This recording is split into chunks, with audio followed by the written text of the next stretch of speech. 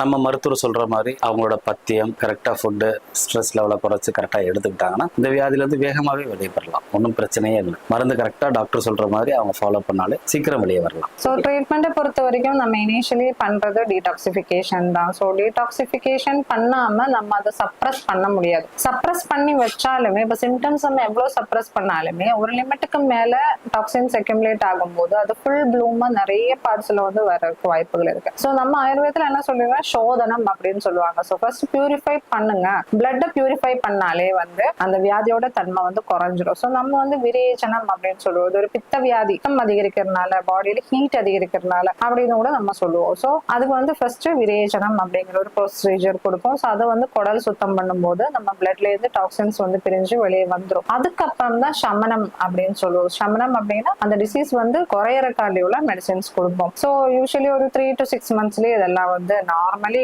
Cure ஆகி போயிடுவாங்க. அதாவது சோரியாசிஸ் பாத்தீங்கன்னா ஒரு ஆட்டோ இம்யூன் டிசீஸ் சொன்னேன்ல, இது வந்து பரம்பரை வியாதி கிடையாது. முதல் அதை புரிஞ்சுக்கும். நம்மளோட வாழ்வியல் முறையில நம்ம உடம்புல வந்து இம்பியூரிட்டிஸ் எவ்வளவு சேர்ந்து டாக்ஸின்ஸ் எவ்வளவு சேர்க்கிறோம், ஸ்ட்ரெஸ் எப்படி இருக்கு, நம்ம வேலையை பொறுத்து அந்த வியாதி நமக்கு அமையும். புரியுதா? அதே மாதிரி பாத்தீங்கன்னா இந்த சோரியாசிஸ் வந்து ஒரு அழகா சிதைக்கிற நோயை தவிர ஆபத்தான நோய் கிடையாது. ஆனா இதுலயும் ஒரு ஆபத்தான பிரச்சனை இருக்கு. சோரியாசிஸ் ஆர்த்ரைட்டிஸ் வரும். அவங்களால அந்த இடத்துல ஜாயின்ஸ்ல எல்லாமே பெயின் ஸ்வெல்லிங் கூடவே இந்த சோரியாசிஸ் இருக்கும்போது அவங்க வந்து ரொம்ப காம்ப்ளிகேட்டடா இருப்பாங்க. அதாவது ஆரம்ப நிலையில இருக்கிற சோரியாசிஸ் பேஷண்ட்டுக்கு வந்து இன்டர்னலா மெடிசன்ஸ் கொடுத்தா போதும். அதுக்கேற்றப்பல அவங்க அப்ளை பண்றதுக்கு மருந்து நம்ம கொடுத்தா போதும். அதே கொஞ்சம் ஹெவியா இருந்து அவங்களுக்கு உடம்பு ஃபுல்லா வந்து அந்த பேச்சஸ் அதிகமா இருந்து அவங்களுக்கு பாத்தீங்கன்னா இன்டர்னல் பிளஸ் எக்ஸ்டர்னல் தெரப்பி பண்ணி அவங்களுக்கு வேகமா அதை வந்து வெளியே கொண்டு வந்தாங்க. எத்தனை நாள் பண்ண வேண்டியிருக்கும் எக்ஸ்டர்னலி பண்ணணும்னா? அந்த மாதிரி பாதிக்கப்பட்ட பேஷண்ட்ஸ்க்கு வந்து நம்ம பாத்தீங்கன்னா 10 to 14 நாள் கணக்குலையும் பண்ணிக்கலாம். 21 நாள் சிகிச்சையும் பண்ணி அந்த நோயிலிருந்து வேகமா அவங்கள வெளியே கொண்டு வந்துடலாம். ஒரு யங்ஸ்டர்ஸ்ல இருந்து ஆரம்பிக்கும். அதாவது ஒரு பித்த காலத்துல இருந்து ஆரம்பித்த வியாதினால வந்து பாத்தீங்கன்னா ஒரு 25 வயசுல இருந்து 20 to 25 வயசுல இருந்து இந்த நோயோட அறிகுறிகள் ஆரம்பிக்கும். ஏன்னா அப்பதான் நம்ம